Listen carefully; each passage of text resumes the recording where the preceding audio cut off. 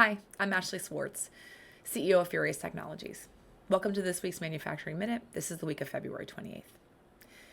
I must begin by sending love, light, and prayers to all of those in the Ukraine, and in general, wishes of healing and peace for the entirety of our planet right now. I feel uncomfortable using a crisis like this, an unprecedented crisis like this, as an opportunity to suggest why a product or software or technology that I am part of is of greater need. So, in general, I want to talk about the preparedness that is required for the very bumpy road that lies ahead for our global economies, and the geopolitical climate today. As companies, we in the US, particularly the manufacturing sector, there are certain parts of our business that, we have, if specifically if we've been in market leadership positions or we have a large percentage of, sort of custom products or bespoke products that generate renewable business.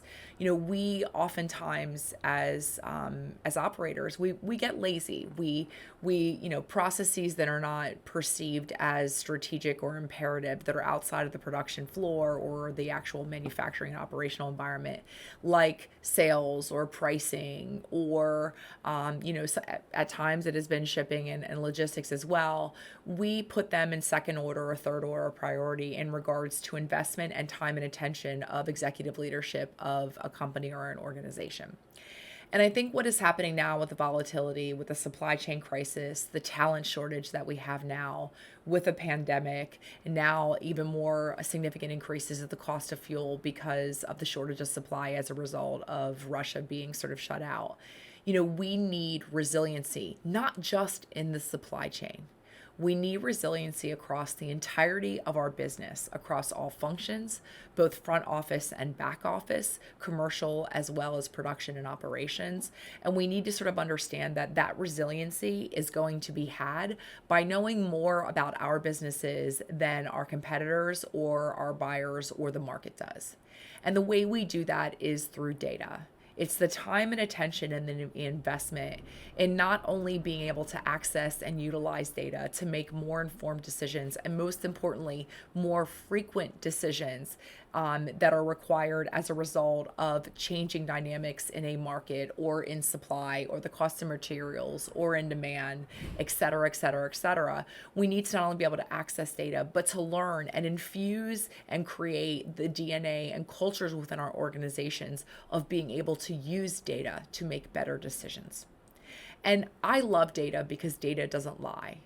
And data is increasingly in our world and our society today sometimes obfuscated because we seem to thrive more as a world right now, and humanity is functioning more on fear than it is on data and intellect.